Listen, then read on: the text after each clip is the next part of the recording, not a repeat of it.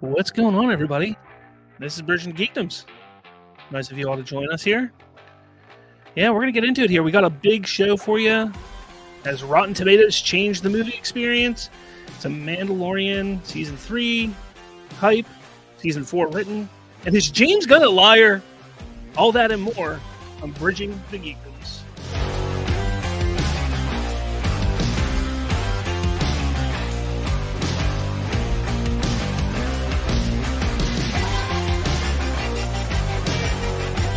Hi, everybody! How's it going? Oh, man, it's so good to be here. It is so good to be here. Yes, so good to be here.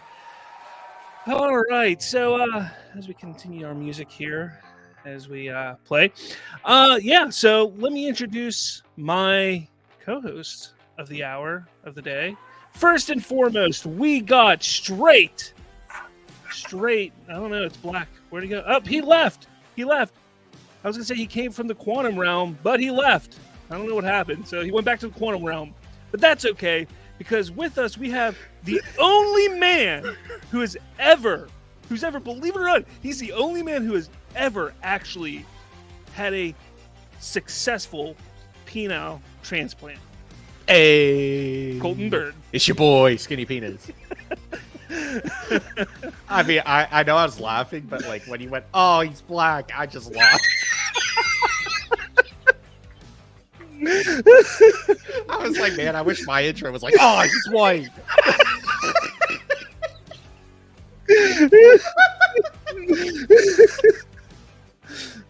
Oh, I know. I'm already starting. It's okay. It's a good time. It's a good time to be here. Good. That was good. Oh man! So hopefully, our other co-host shows up here. Oh my god! I think we have matching hats on today. Well, we have Under Armour hats. They're not matching exactly, but they're Under Armour. Yay! Hey. Sponsor us, please. High five. That way. No. Okay. What is going on? I don't know. I'm vibing with the music. All right. Well, we're just going to start getting into the show here because, believe it or not, there was actually some breaking news today. I know, crazy breaking news. So it was. So breaking news today that Steven Yeun has been cast in Thunderbolts, which is the upcoming. I think it's a television show for Disney Plus, Marvel related, obviously, as you can see, Marvel Studios Thunderbolts. His role is not only significant. Oh, it's a film. It's not only significant to this film, but for the future of the Marvel Cinematic Universe moving forward. Interesting. Steven Yeun, he's known from The Walking Dead. He was the one who got his head bashed in by a baseball bat and from Negan. And then he's also the voice of the main character on the superhero animated show Invincible, which is a great show if you haven't watched it, over on Amazon. They're supposedly making a live action version of that as well. I don't know. We'll see how that goes. Private chat. I can see you. Well, my screen went black, and now my screen is still black. Oh, he went black! Ah, shit! Well, I guess this if everybody this is the episode where we get canceled. All right. Yeah. Hey, we made a good run of like 6 years. I mean, I guess if everybody else can see me, it's fine. I can't. No, you're frozen. You're there. You're just frozen. Oh, okay. Well, let me remove you. Add you back. Ah, you're black. I'm sorry for headphone users. Let me try to restart it. Restart. So, anyways. Yes, so Steven Yeun is cast in the upcoming Thunderbolts, which I think is a lot, some pretty big news. I think it's pretty awesome that he is. I do want to know what you all think about this. Throw it in the comments. I haven't gotten to look too much into it because it was pretty much breaking news a couple hours ago before the show. So I didn't get to do too much investigation about it. We're going to have to go off topic here a little bit because, well, Ken has a whole bunch that he wants to talk about for this episode, and he's not here right now. So let's kind of move forward with this. And as soon as Anybody else pops up, we'll throw them in. The one thing I want to talk about, I decided today on social media that I am going to completely walk away and to just put the Snyderverse fandom campaigning off to the side. I decided this earlier today. I went on to Twitter and and here he is, straight from the quantum realm. MODOK's better looking brother, I guess, Brodok. Ken Yambo's here.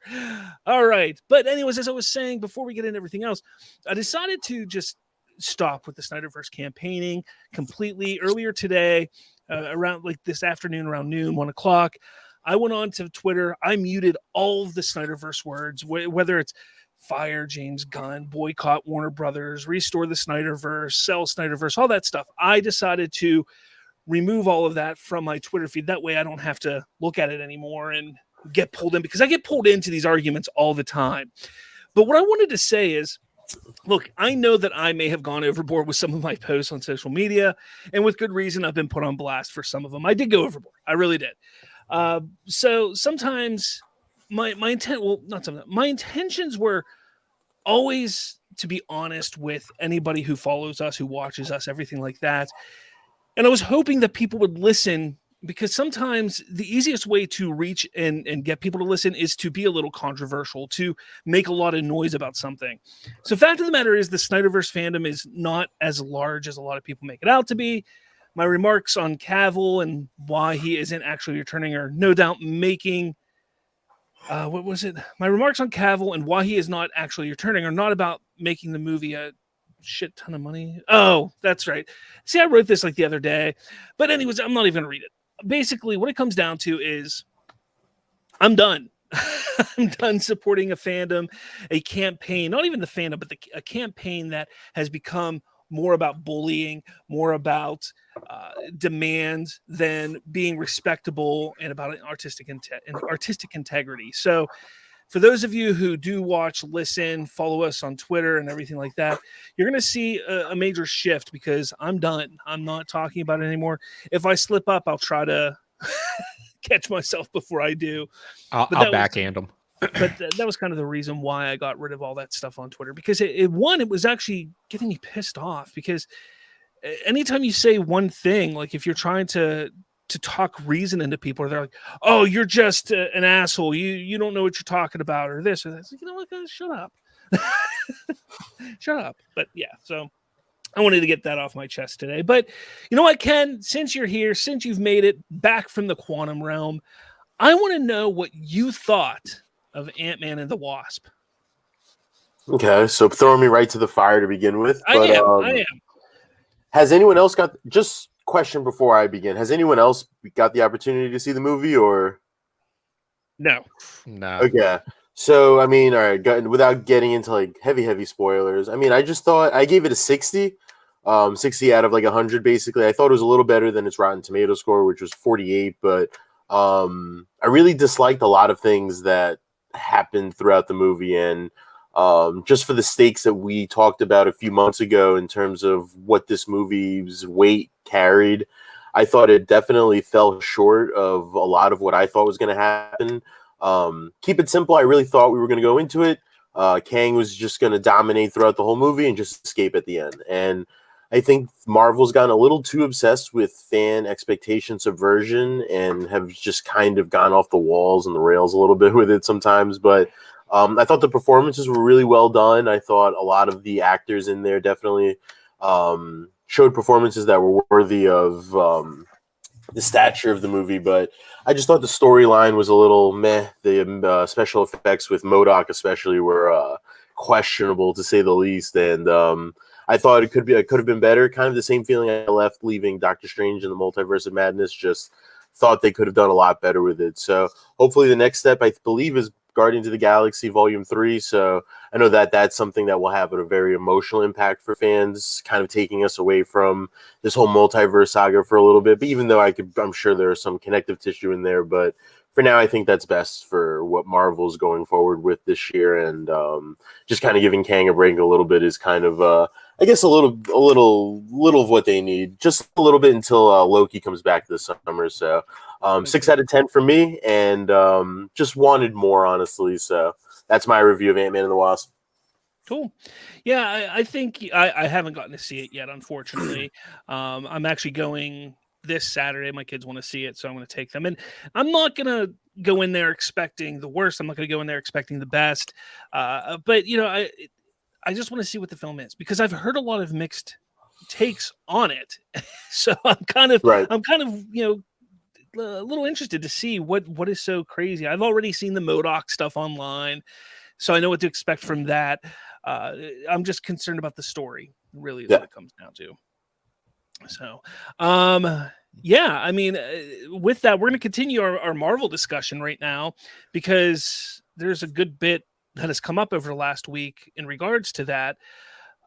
You mentioned in the notes that you sent over about Robert Downey Jr. being off the board for future Marvel. Did you look more into that? Do you have any more insight on that?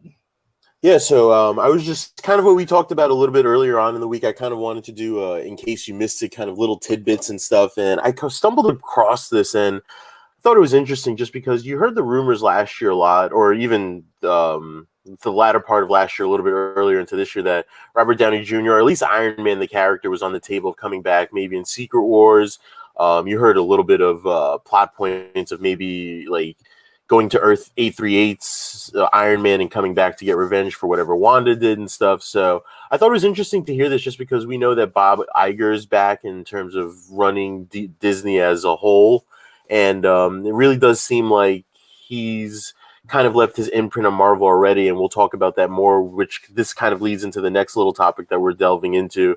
And here we go. So he's pulled it up right here. And I believe this is the same article that I kind of stumbled upon, but it's just interesting to hear, honestly. It sounds like they're really just trying to move forward away from their past characters and trying to find a way to forge a new road for the Marvel Cinematic Universe, which obviously hasn't worked up until this point, at least in my personal opinion. But just got to wait and see how it unfolds with the rest of the multiverse saga and how they introduce the X-Men and all that good stuff. Yeah. What's your take, Colton? What do you think? Do you think that RDJ is going to be back? If he is, it's not going to be till way, way, way, way, way further down the road. I think it'll be at Secret Wars. Yeah. I think he's coming back. I think when you take a look at this article and you read it a little bit, you can plainly tell that it's simply just a, hey, don't even think I'm coming back. So whenever he does come back, people are like, holy shit, they said he's not coming back, but here he is. So that's kind of the way I look at it. He's not going to be a main player in the MCU ever again, but he is going to pop up. I think Secret Wars will be the first time that he pops up, and it'll be, a decent chunk of a role. And then after that, I think he'll pop up occasionally here and there, whether it's in flashbacks or even a multiversal version of him in some form or fashion. So that's what I think. Sorry to cut you off, Colton. I was just like, fuck you. Yeah, that's my whole life, so it's all good. But yeah, I mean, they do need to move away. That's kind of what Marvel's struggling with now, is there's no pillar for them to stand on. Before, they had Iron Man, Captain America, Thor. Now you just have like that weird sex scene between like Kang and MODOK, which was used to subvert, fan things. Yeah, even that joke landed flat. I got halfway through it. I was like, man, this fucking sucks. But I mean,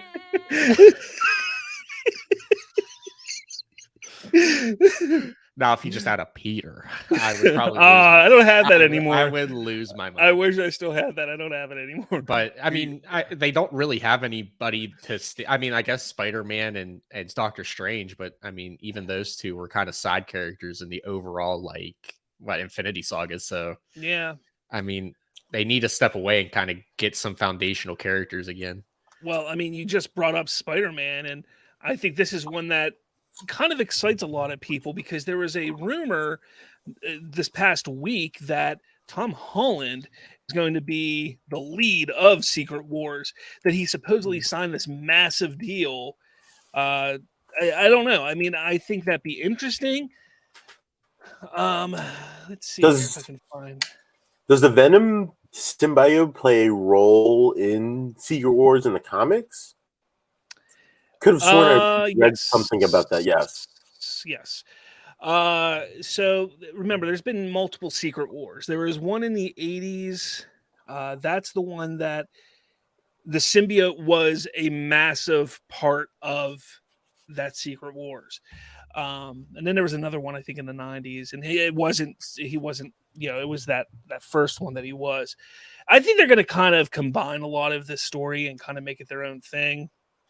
But this says, according to My Time to Shine, Hello, and Ember, who are supposedly two reputable Marvel leakers, Holland's new Spider-Man deal includes leading the next Avengers movie, Kang Dynasty. I thought I said Secret Wars, or maybe whatever. I guess Sony's playing nice right now because, Tom is the lead. Favorite Super Spider-Man is directing Kang Dynasty. Amber wrote, "Wow, My Time to Shine." Tom Holland to the lead in Kang Dynasty. I'm sorry, it's Kang Dynasty, not Secret Wars. But Secret Wars would make sense for him to lead that as well. But we'll see, because it's a very interesting and weird concept because of Sony and Marvel being involved. We still, Sony has not given us any idea what they're doing with their Spider-Man universe, with the exception of a horrible Morbius film. It's more than time. And 2 terrible Venom films. So we sit here and it's like, okay, they're building a Spider-Man universe without Spider-Man, and Marvel has Spider-Man but doesn't have Spider-Man. That's what's it's definitely a weird balance for sure. Yeah, it just doesn't make sense to me. But I guess we'll see. I guess we'll see what happens. I wish I would just say, like, Spider-Man is here for 5 more movies or something, Yeah, it's just confusing because his current place in the universe is that he's, like, forgotten by everybody, and that kind of wasn't followed up on in Doctor Strange, and it's kind of been a little, like, confusing, but I do believe that he's still relatively, like, forgotten throughout the world. So it's going to be interesting to see how he forges those connections again with the hero, with the Avengers that are currently in place, some of the new characters that we've been introduced to. So I think that would make for a fun little, Spider-Man introduction to the movie. But I'd have to believe that Spider-Man 4 would happen before Kang Dynasty, if I had to guess. I'm not too sure if everything's going to get pushed back, which we'll probably talk about in the next topic. So. Well, the next topic is, we're sticking with Marvel. There's a lot of Marvel news here. The next topic is the Marvels, actually. Mm-hmm. The Marvels has been delayed until 4 months. So, let's see here. I got this right here from Screen Rant. They say Marvel's release date was delayed by Disney. It's now from July to November of this year. And there's a big reason that this is happening. Even Kevin Feige, Bob Iger, they're trying to spread things out and give their movie making teams a chance and the ability to make these films. There was actually just today, yesterday, there's something coming out. Shortcuts were reportedly taking on VFX for Ant-Man and the Wasp, with critical resources diverted towards Black Panther: Wakanda Forever. They're divided too much. They're doing too much work, and I don't know why they worked on Wakanda Forever. That movie was terrible, but that's the problem. And I think they're going to start spreading some of this stuff out, pushing it just a little bit, let them focus on finishing Guardians of the Galaxy right now. That way, once they get that finished, then they can just dive in and finish the Marvels and so on and so forth. So that's what I'm hoping they do. But what do you think? It's more than that? Do you think it's something else? Yeah, no, I definitely think it's exactly what you said in terms of just giving more time to their post-production teams to finish these movies. Like I said before, in Ant-Man and Quantumania, some of the VFX was kind of rough, and with a movie that's going to be set within the quantum realm, you expect things not to be perfect, but there was just some rough cuts of some characters that, I knew you have to know going in that they're going to be CGI heavy characters, so to not try and have those characters kind of stick out as VFX marvels like kind of Thanos was it's definitely true. I'd argue that George Lopez from Shark Boy and Lava Girl looked better than MODOK that we got here, honestly. So, I think it's a good sign. I think it's definitely a sign of things that are changing. Just the winds are changing in Marvel back to kind of what they were before Bob Iger left. So it's definitely welcoming to see. It's, you slow down production and just try to focus on the quality of the movies rather than the quantity that you could push out within a year. Like I've read something recently that wouldn't be surprising if the 2 shows that we got this year was just Secret Invasion and Loki season 2, and I'm fine with that. I think that's what it's going to be. I think we're just going to get those 2. Yeah, and I think I'm fine with that. Like, yeah, give me 2 shows so I can catch up on everything. Literally. Watch Miss Marvel. It was fantastic. I loved Miss Marvel. Yes, yeah. I will suggest that as well. Yeah, I got it. I got to catch up on stuff. All right, we're gonna move out of the Marvel section right now. I want to jump into DC, and I know I just said a little bit ago I'm done talking about Snyderverse, which mostly I am. But this story here is kind of connected to that, but it is a big story that happened this week, and I don't want to pass it up because it is such a big story. So earlier this week, our man James Gunn, doing what he loves to do, he posts things on Twitter, and he talks to fans on Twitter about different things in his life, which is kind of nice. Not many directors do that. But this guy, Our Movie News, asked James, "Hey, could you please clarify this? Is this referring to Man of Steel 2 with Cavill that you now changed to Superman Legacy, or was Superman Legacy a different project?" And they sent a picture. So Creatures Command is in production or not? He goes, "It is in production. Not that fast-tracked." I guess it was like something about not being fast-tracked. Really, since this and Superman Legacy were both in development before we took over as DC Studios chiefs. So before James Gunn took over, he's saying these were in production beforehand. So they were asking, he was asked if it's the same thing as Man of Steel 2 or separate. He goes, "Legacy was always a separate project." Somebody goes, "Gotcha. I think there was some confusion being you said Superman Legacy there before you and Peter came in." And he said, "It was. I was hired to write Superman Legacy over 6 months ago," which would put it around August, September, July, August. Yep. Yeah, somewhere around there. So that is getting everybody concerned because Henry Cavill was announced as being back in October November. It was November because October Black Adam came out, and I think it was like a week later, wasn't it? That or not too long after. Maybe it was October. Yeah. I don't know. Regardless, is when he was announced to be back. And then it was November where they announced Peter Safran and James Gunn to be heading DC Studios. But at the same time, there was a lot of reports saying that Man of Steel 2 was in development as well. And a lot of people are pissed off at James Gunn because they're saying, "Oh, he's boosting his ego. He canceled Henry Cavill's Superman movie and his Superman because of his ego. He wants to create Superman Legacy." Number one, I want to point this out. Studios create and make multiple versions of films, scripts. For instance, Man of Steel. Man of Steel got a script from Jeff Johns, Christopher Nolan, and a couple other people. And the studio decided to go with Christopher Nolan's script and David Goyer's script, and then they hired Zack Snyder to direct it. That's how studios work. They say, "Look, we want to make a Superman movie. Hey, James Gunn, you write a script. Hey, you write a script. You write a script," and then they pick one and they move with it. So that's number one. Number two, people still will fight you on the fact that Black Adam was not a gauge for Henry Cavill's return, when in fact it was. And not so much the box office, but the reception of this version of Henry Cavill. We know that people wanted Henry Cavill back, but they threw him in and then they announced that he's back. And while people were excited, while people liked his Instagram and where people were talking about it, as soon as they realized this isn't Zack Snyder's Superman, this isn't Zack Snyder's Henry Cavill Superman, people got pissed off and started spewing toxicity, bullying, and being pissed off and anger online. The studio looked at that and said, "We don't want that. We don't want to deal with that. We don't want that." So they pushed all that away. The thing is DeLuca and Abney are the two that were really behind. They were kind of trying to guide DC. They wanted to take over DC Studios alongside Dwayne Johnson. When what they did, Black Adam, bringing Superman back like that, didn't work out, David Zaslav decided to go with Peter Safran as head of DC Studios. Safran said, "Hey, I want to be the money guy. let me bring in a creative mind. So then in comes James Gunn. So that right there, that's kind of an overview of everything that transpired on why there was multiple scripts of Superman going. There was multiple projects, I should say, not scripts, but projects in development, such as what studios do. The reception of Cavill's return was not where they wanted it to be. Box office wasn't great for Black Adam. David Zaslav decided, you know what?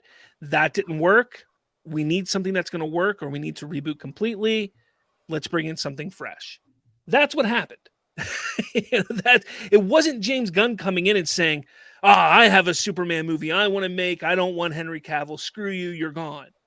That's not what happened. He came in and Zaslav gave him direction. Like, look, we are going in a new direction. What do you got? And that's what they're doing. It's that simple.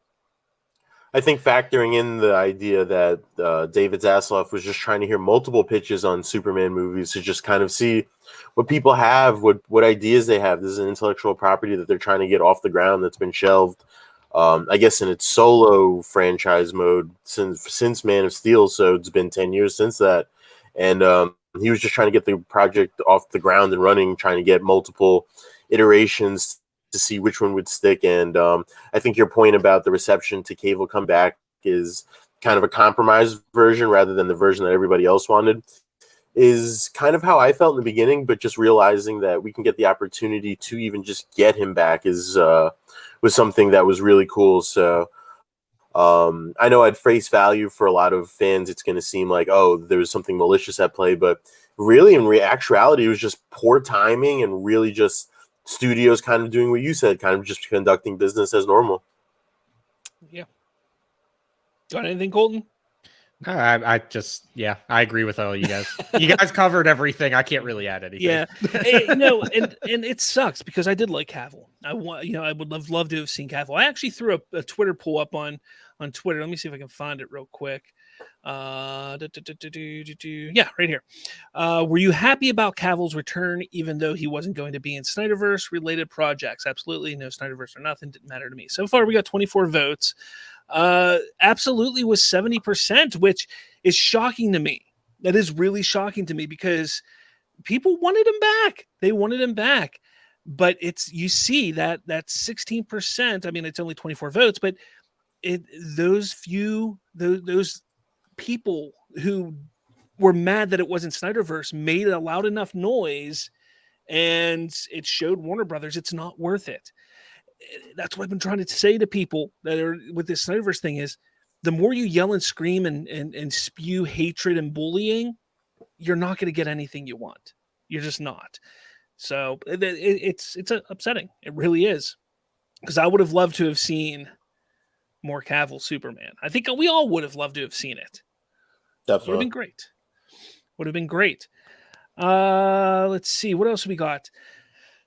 But let us know in the comments. Let us know all that. What did you think about James Gunn's tweets? I hate this thing where people are like, ego. It's his ego. He's got to do it. And first off, anybody who's in charge is going to have to go off their ego a little bit, sure. But come on now. Like, come on. Uh-oh.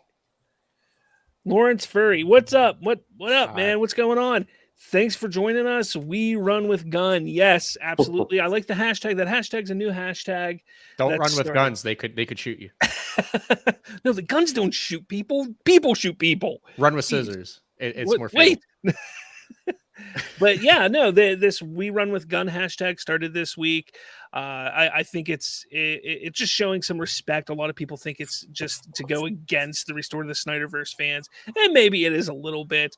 But I think we have to show the support and the excitement that we have that we're getting with Gunn. I think he needs to see that, and I think it's important to do that. I just think it's so. Just to add on to it, I just think it's so dope what's coming up like for us in the future in terms of like a really. And I said this in the Slack chat with the rest of the culture nerd guys and everything in terms of just, like we really are about to get like an interconnected DCU, just kind of like maybe even better on the scope in terms of the MCU. So I can't wait. And I'm really excited to hear these casting announcements are going to happen. just a whole bunch of stuff that's good. The projects that are going to be announced that we don't even know of that are probably going to like punch us right in the face and be like, holy shit, that was like really announced and stuff. So I don't think we're that far away from a Justice League movie. So as people think originally. So I really am excited for the possibilities that happen. And I think a lot of it depends on the Flash, honestly. If the Flash can do well and they find a way to tie that Flash into everything else, the door's open for a lot of different things. So I'm excited, and the possibilities are endless, honestly. And Lawrence Furry, yes, hashtag animate the Snyderverse. I am behind that 100%. Ken was talking, about how excited he is for what's coming. And I can tell you right now, who else is excited about what's coming? Warner Brothers. They're excited. But hey, with that animate the Snyderverse, this is a great segue for our first little plug for us. Check out our merch store, BridgingTheGeekdoms merch store. We got some shirts, cups, stickers, and check this out. Animate the Snyderverse. Some apparel. Animate the Snyderverse. Let's go, guys. Let's animate the Snyderverse. So there's some apparel there. So check it out. The link should be in the description, I think. I think I put it there. So make sure you check that out. 2025 is going to be lit. Yeah, I think it's going to be great. I mean, you figure we're going to have Superman Legacy, the Batman 2. I think that's all for Kang Dynasty as it stands right now, which I don't think. Well, I was thinking DC was. I think that's what DC was. Yep. Yeah, but yeah, I think it's going to be off the chain. Better than what we're hearing for 2023, where Aquaman is being shit on by people who've seen it. Now, there's some people that have gone out and said that no, those accusations are false. While some of the insiders are saying that the movie is terrible and it could be the worst DCU movie yet. There's some people who are saying, oh, that's not accurate. It's not that bad. So I guess we're going to wait and see. I can't picture it being any worse than Justice League, or not Justice League, Suicide Squad. Sorry, or Justice League. I mean, yeah, that could be very, very interesting. Real quick, last thing for DC, Harley Quinn is going to be in Joker to Dave Coulier or something, I think is what it's called. Joker, Dave Coulier. Cut it out. Yeah, just straight up just walks in just like he's fresh off the set of a Full House, just walks in like that. I honestly think that would be I think that would be a better Joker than Queen thing. Dave Coulier is Joker. Just the whole time, instead of laughing and acting like a sociopath, he's just saying "cut it out," repeat it. That's the only 3 words he said. Brings his puppet from Full House. What? And then the ghost of Bob Saget makes an appearance. Lawrence Fury. Harley Quinn is my girl. I'm so sorry. She has severe daddy issues. She's got some issues up there for sure. Yeah, but I mean, good for you for seeing the positive. But supposedly there's a rumor right now going that Harley's actually going to be a patient at Arkham, which is a change from her true story, which is she's a doctor, Dr. Harleen Quinzel. So that's interesting. I mean, I don't hate it. Look, I didn't like the first Joker movie. I'm going to see the second Joker movie just because it's what I do. I put myself through this crap. Look, I saw Venom 2 after hating Venom. So I always give the benefit of the doubt. Maybe it'll be better than the first, but I don't hate the idea of Harley being a patient. I don't think it's a bad idea. I don't think it's too much of a change from her origin. Yeah, no. I think it's an interesting change, honestly. I think it changes the perception and the point of view of the character where the story's going to be told. So, yeah, absolutely. Just to hear the musical aspect of it all, I really do think this is going to be like a bonkers, she just imagines everything and then at the end she just gets killed or something, honestly, sort of movie. So I'm excited for sure. I think it's an exciting concept and there's something fresh and new into the genre that you don't really see that much. So I'm excited for it for sure. All right. Let us know in the comments what you think about Harley Quinn possibly being a patient in Joker, Dave Coulier, and cut it out. That's what I'm going to start calling it for now. I'm not opposed. It's so funny when I'm on the episodes, they just go straight. They really do. They go straight from a 10 to a 6. It's all right. It's okay. But the comedy is great. The comedy is great. Lawrence Fury, if you're still watching, God bless you. Thank you so much for still watching. We appreciate you. Real quick, it out. Real quick though, I do want to get this out there. We do have a sponsor for this episode. Whoa, crazy! We got a sponsor. It's from our friends at HelloFresh. I actually myself got my first package the other day and made it. It was mushroom and tomato tortellini. It was actually really delicious. Of course, I made it, so it's going to be good. But yeah, here is a word from our sponsor. What's going on, everybody? Are you looking for an easy way to eat well and save money in 2023? I tell you what, you should cut back on expensive takeout and delivery and get started with HelloFresh. You'll love how fast, easy, and affordable it is to whip up a restaurant-quality meal right in your own kitchen. With HelloFresh, you get fresh, pre-portioned ingredients and seasoned recipes delivered right to your doorstep. So count on HelloFresh to make home cooking easy, fun, and affordable. That's why it's America's #1 meal kit. To try HelloFresh, just click the link below for a special limited time discount plus free shipping. What are you waiting for? Try HelloFresh today. And that looked good. I want to thank HelloFresh for sponsoring the show this month, and hopefully we get more. Hopefully our YouTube stuff has been blowing up lately, which has been great. It's definitely pushing us, and we got another. We actually, Dominique, my fiance, bought another meal kit the other day, meatloaf sandwiches and something else. So we got food for the next few days. I'm kind of looking forward to seeing what it all entails. So definitely check them out. Yeah, we're ordering ours tomorrow. I don't even know what day of the week it is. Whatever Friday is, that's when we're ordering ours. Friday's tomorrow. Yep. So, yeah. All right. So let's kind of move into the main topic here for today because, Rotten Tomatoes has been a big deal lately. It's kind of funny, Ken, you brought this up and this idea up the other day about doing this, and I was like, yeah, that's a good talk. Colton and I have talked about it multiple times over the last few years of Rotten Tomatoes and how it's just, in my opinion, it's a horrible, horrible site for fans. But it's become a big part of the movie experience. It really has. No, for sure. But has it been a good addition to the movie experience? That's the question that we should answer here today. Hopefully, maybe. I don't know. But what do you think? Ken? Tell me before we get into it, because what I want to do is I kind of want to look at. We're gonna just at random, and if you're watching live, throw some movies down in the comments that you want us to look up and maybe judge if the Rotten Tomato scores are accurate. But what are your thoughts, Ken? What do you think about? So I've been asking. The reason why I brought this up as a topic is I've been asking myself this very same question after Quantumania. Honestly, just hearing that the Rotten Tomato score was as low as it was, definitely dampened my, perception of the movie.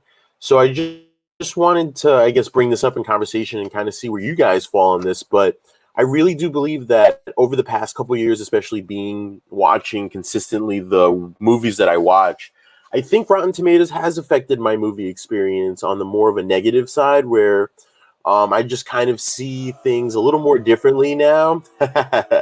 And I think a good measurement for me that I brought up to myself last week was Rotten Tomatoes measures the amount of the movie that I like. So when I went into Quantumania, I was expecting to like 48% of the movie.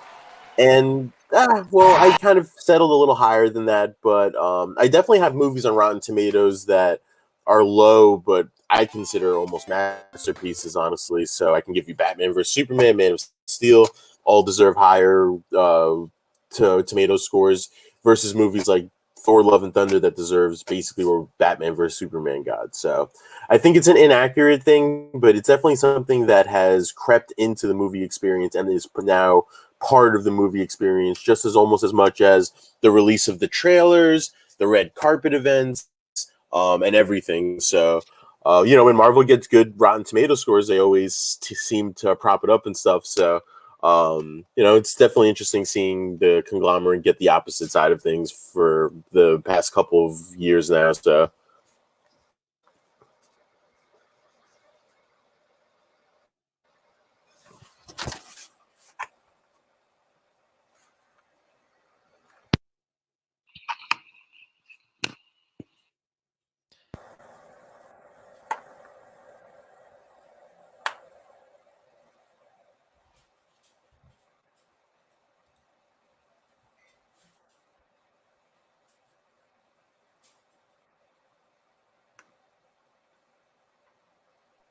I'm muted. Wow. I was going to say, your whole spiel was amazing. Anybody could have talked there. My goodness.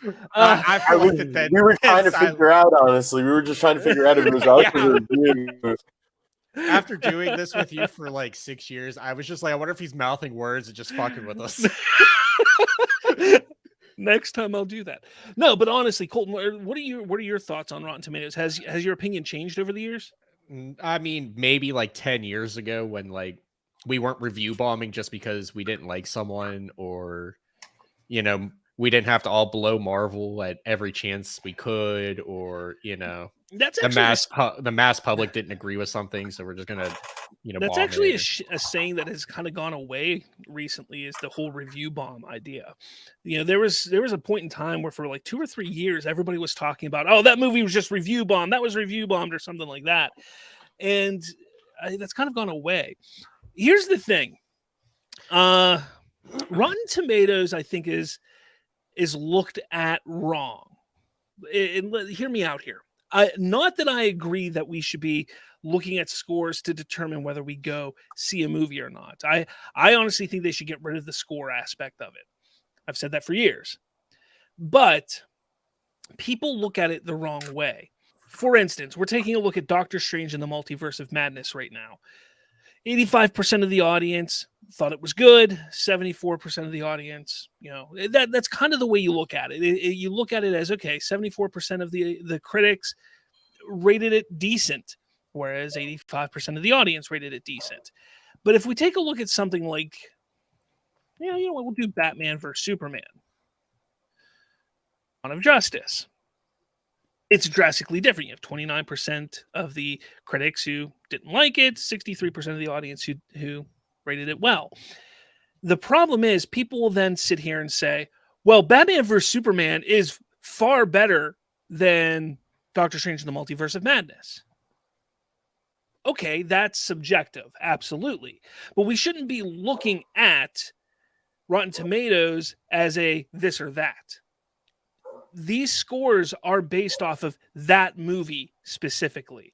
So when people are looking at the film, they're saying, okay, I watched Batman vs. Superman. I think it's this good. They're not saying, well, okay, I gave this score to, Man of Steel, and I liked Man of Steel better, so this has to be lower than that. Or that's not how they do it. That's not how critics review anything, and that's not how an audience should ever review anything. You should be reviewing, you should be looking at the film or project as itself, as it is. I was having a really interesting conversation today with somebody online about how movies are subjective. Do you agree? First off, both of you, do you agree that movies are subjective? Any form of art is.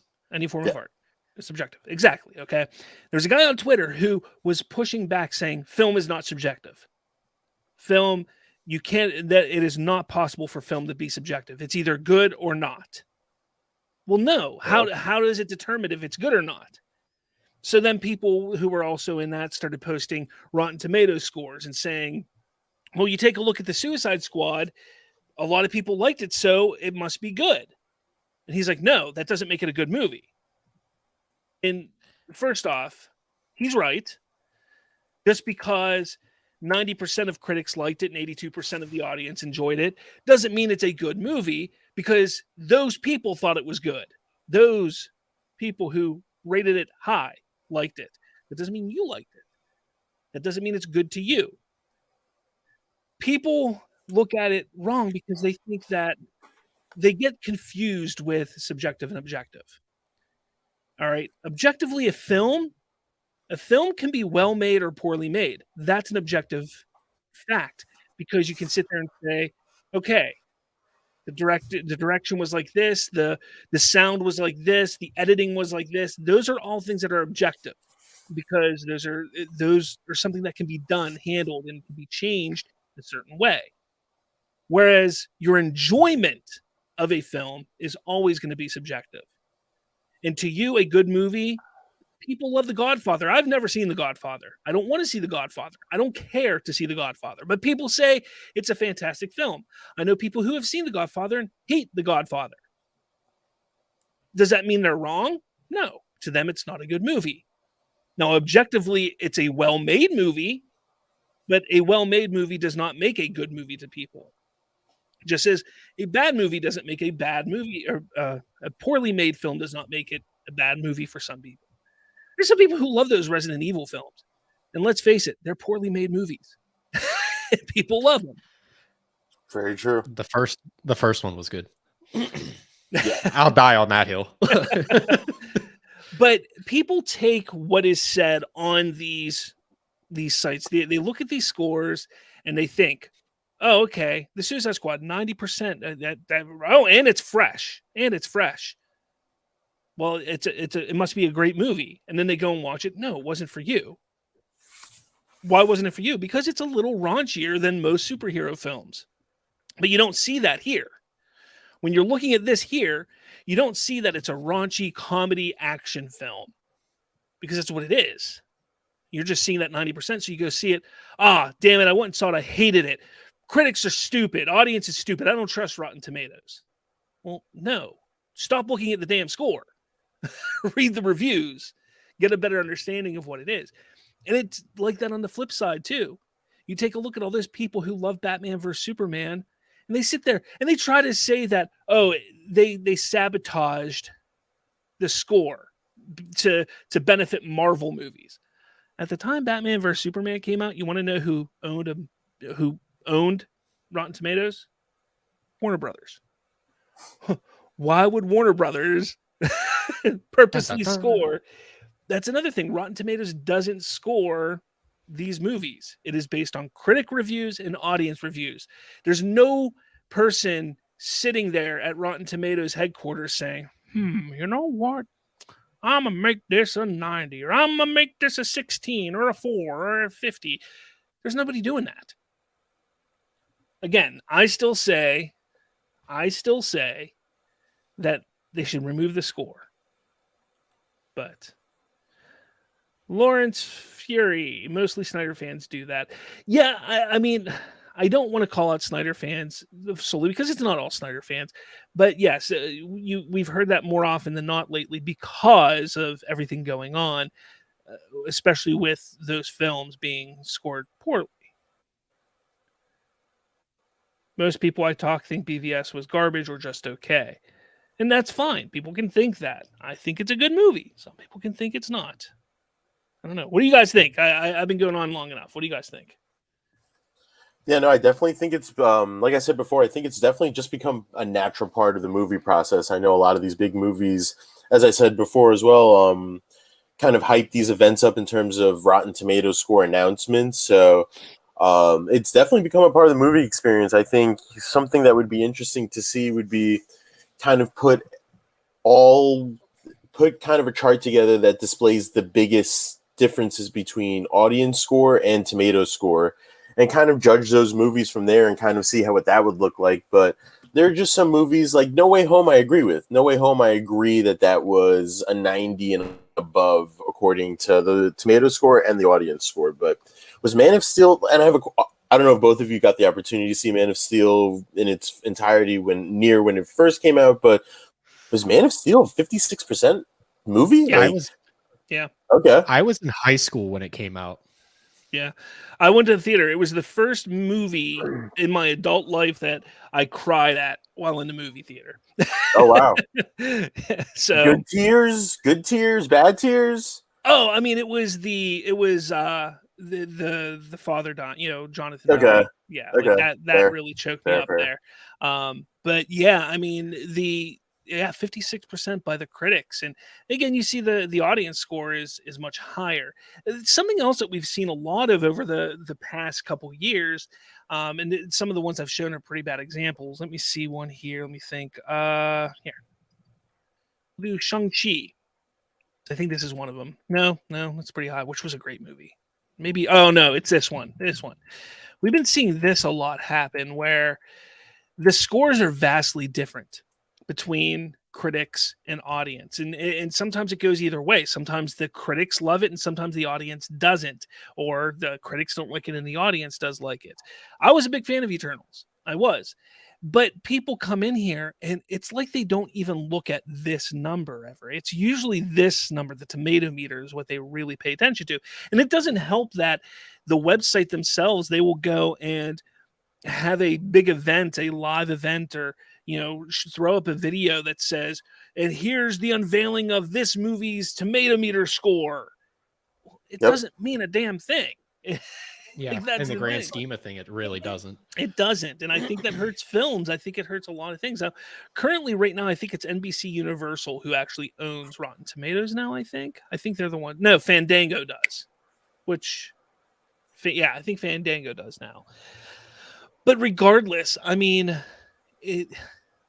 there's no point in doing that and sitting there and following and listening to and specifically following listening to what these percentages are. I don't think that's the right move ever. When it comes to movies, because film is subjective, because it is subjective, you need to experience it for yourself. And I get that you're not going to be able to go out. Sometimes there's 3 or 4 movies out and you can't go see all 3 or 4 of those movies. So you have to pick one. Well, at least take the time to read some of the reviews. Like let's take a look here. Look at Eternals, because it was one I liked. Benjamin, Dave Coulier.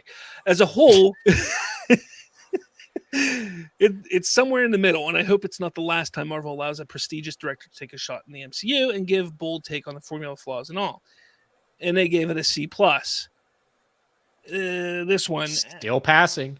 And then Miller, passing. Marvel debut. Sure. Chloe Zhao's Marvel debut is the opposite of anything she's ever done. She has created something stale, repetitious, and heavy-handed. I'm sorry to say Eternals is a massive disappointment.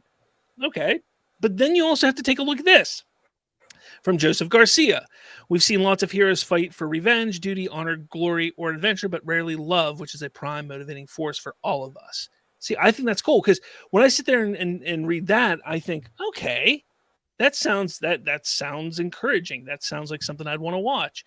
So you have to go through and read some of these. And I'm not saying sit down and read all 370 there are, or something like that. Or 406, 406, and you don't have to. Or go to the audience and read some of theirs. Theirs are a bit different. Second least favorite so far behind Captain Marvel. Good visuals, but story was meh. That's a great review. Too long and honestly kind of slog to get through. Certain Marvel movies are turning into filler movies, like filler scenes. So you see some of the bad things here, but you look at this one. Amazing movie. Every character was perfectly cast. Very comic book accurate. It was good to me, and don't see why it got so much, why it goes so much hate. Yeah, just stick to the critics. But that's what you should be doing, in my opinion. I think Rotten Tomatoes has definitely hurt. In this day and age of social media, Rotten Tomatoes has absolutely hurt the movie experience. As you said, Ken, yep. You're somebody who's allowed it to guide you on your takes on what you're going to see or what you haven't seen. For sure.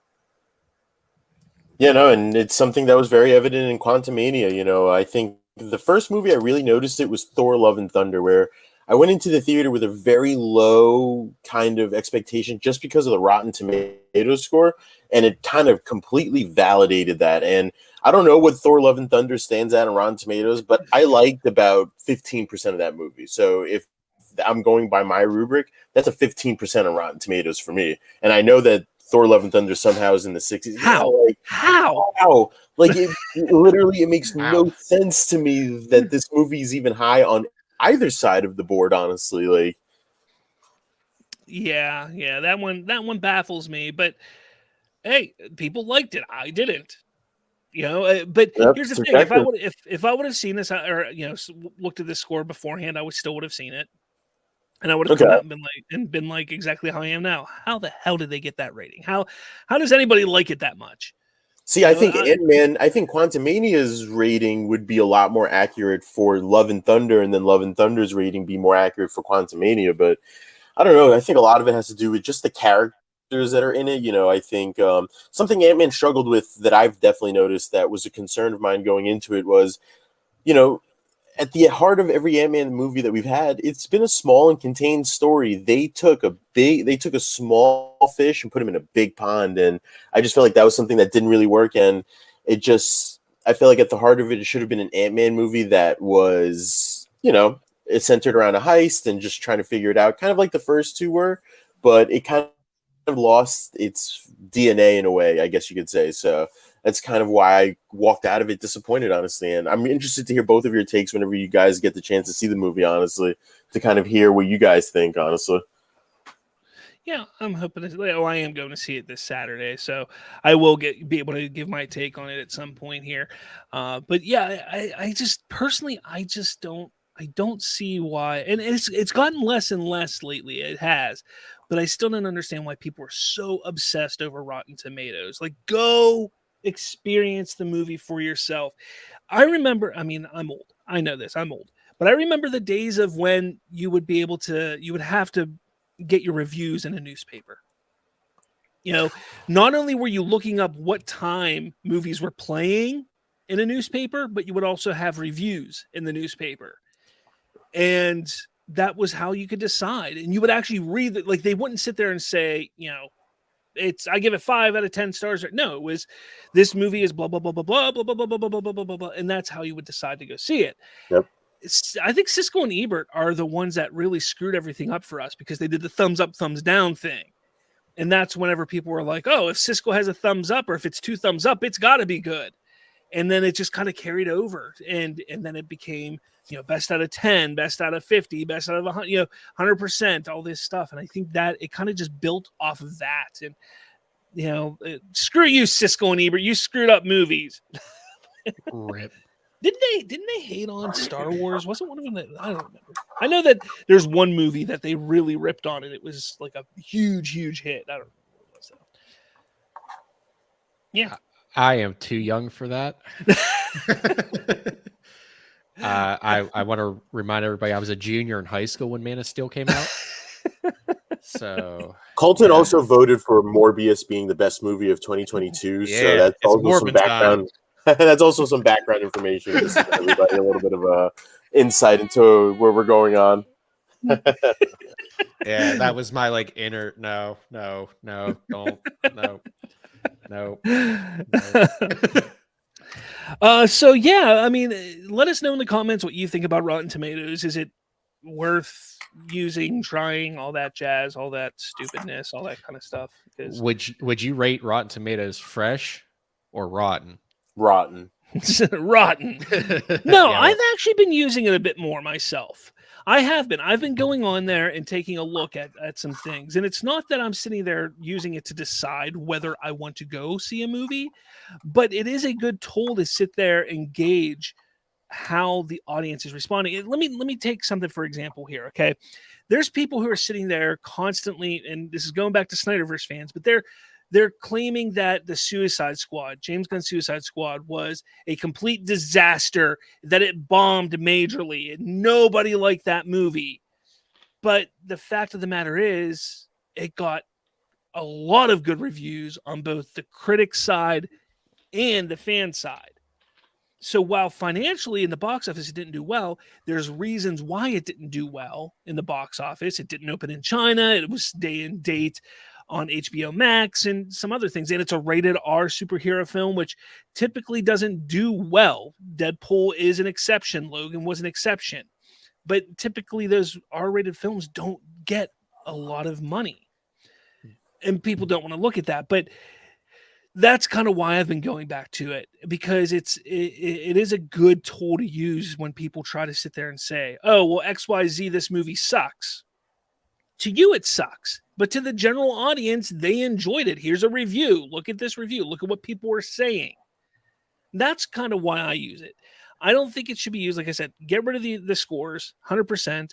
I even go back to what I used to say is that what they really should do is utilize a system where you have to see a movie 2 or 3 times.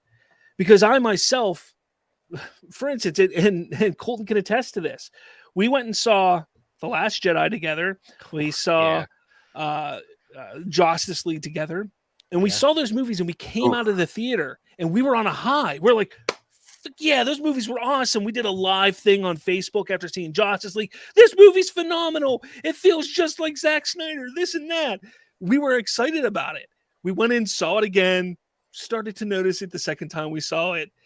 The Last Jedi, we fell asleep the second time we saw it. See, I'm not here for the Last Jedi slander. I went to go see with my friends as well, and both of them went out of that movie absolutely hating it. And I don't know, I just wasn't there with it. Honestly, I really enjoyed it, and I guess I'm in the minority for that one. So, but even the Rise of Skywalker, I went and saw it. Yeah. And I loved it, and then Nah, I I hated saw that. it. I saw it again I saw it twice opening weekend, and I enjoyed it both times. When it came out on digital, and I bought it, and I watched it, and I was like, oh man, like you cannot fully grasp and be able to review a movie the first time you watch. I don't think you can. I think you can have initial reaction to the movie, but you can't fully review a film unless you've watched it 2 or 3 times, in my opinion. Yeah, I agree. I agree, especially like I can always relate back to Hereditary. And I saw it like 5 times. Yeah. I had to stop the music because I couldn't hear your voice at all. Yeah, I think I'm getting sick. I don't know what's going on. All right, but yeah, I mean, you know, let us know in the comments what you think, everyone. I do want to bring something up real quick. I've been alluding to it last week. I talked about it. There are some big changes with the podcast going on right now. Our man down here, over there, Colton, should be working on a website here soon, hopefully. Yeah. We're gonna There's a lot behind the scenes that I'm working on at the moment. Both Colton and I definitely will be at Three Rivers Comic Con, if I'm not mistaken, right, Colton? Yeah, I got to put that in my calendar, but yeah. So we'll both be at Three Rivers Comic Con, which is June 3rd and 4th. We will have a table. It is official. We have a table for Three Rivers Comic Con. So come check us out. We may have some raffles going on to give away some stuff. I want to talk to cosplayers. I want to talk to anybody who comes in and really just pick your brain. So I'm looking forward to that. I, on the other hand, will be at DuBois Comic, or I don't know if it's a Comic Con. We're at Three Rivers Comic Convention is in Pittsburgh, Pennsylvania, Lawrence. And then close to Pittsburgh is DuBois, Pennsylvania. They're having like a swap meet / comic convention thing on March 4th. I will be there. I have a table there as well. Not nearly as big as Three Rivers Comic Con, but I wanted to go there and first off meet Deej. Finally in person. Yeah, that's been a long time. Deej Hollow. So get to meet him, and so we'll be there. You know, again, doing some interviews, stuff like that. Kind of fun and exciting. Like I said, our YouTube's blowing up lately with some cool things, so make sure you check us out, subscribe, all that jazz. Hey, check me out on TikTok. I'm blowing up as well. Yeah. Check out White Ruby 53. Yeah, it's at White Ruby 53. At White Ruby 53 on the Tiki Talks. Yeah, I don't know. What you got? Anything, Ken? I know you got some big changes coming up in your life right now. So hopefully that all works out for you. Yeah, no, I'm taking a dive in the deep end here and just trying to take advantage of some new exciting opportunities. But I hope that results in me being able to do the show more with you guys. I think it's really awesome that all three of us were able to come here tonight. Definitely a surprise, and definitely excited to do this again. So can't wait to see you guys next time. Yeah, I'm looking forward. Definitely didn't know I was going to be here not 5 minutes before the show started. I hopped on before and it was just me and Rob, so I was just like, all right, I'm just gonna take like a quick snack break or whatever, and then I come back and see the whole gang's here. I'm like, holy shit, here we go. Yeah, he texted me. I was like, oh, I could definitely be there. Okay, cool. Yeah. I texted him. I saw him post something on Facebook. I was like, let's just see. And then he was like, yeah, I said it. I was like, sweet. So yeah, it worked out great. And Lawrence, maybe someday we'll start traveling around to conventions if we get big enough, and we'll go to Texas and meet you. If you can get me a table at RTX or South by Southwest, I would be very appreciative. Hey, I'll just send Colton will be our road guy. Oh, gladly. You give me a company card and a plane ticket, I'll be there. Go ahead and scan that QR code to find all of our podcast links and our email and all that jazz. Again, make sure you hit subscribe, like all that jazz. It's really important to share this with your friends, because Dave Coulier said so. cut it out. I don't know if Ken was around. Like, I know he disappeared. I don't know if he heard the whole discussion about Dave Coulier. I think he's kind of sitting there in the dark. He didn't go black again. That's good. Yeah, no, I think production-wise, I think I've stepped it up in quality this week. So we'll see how next week. My phone back there moved like 2 inches. All right. I think we're good here, guys. Thank you all so much for watching, and we will catch you all next week. I will talk to all of you later.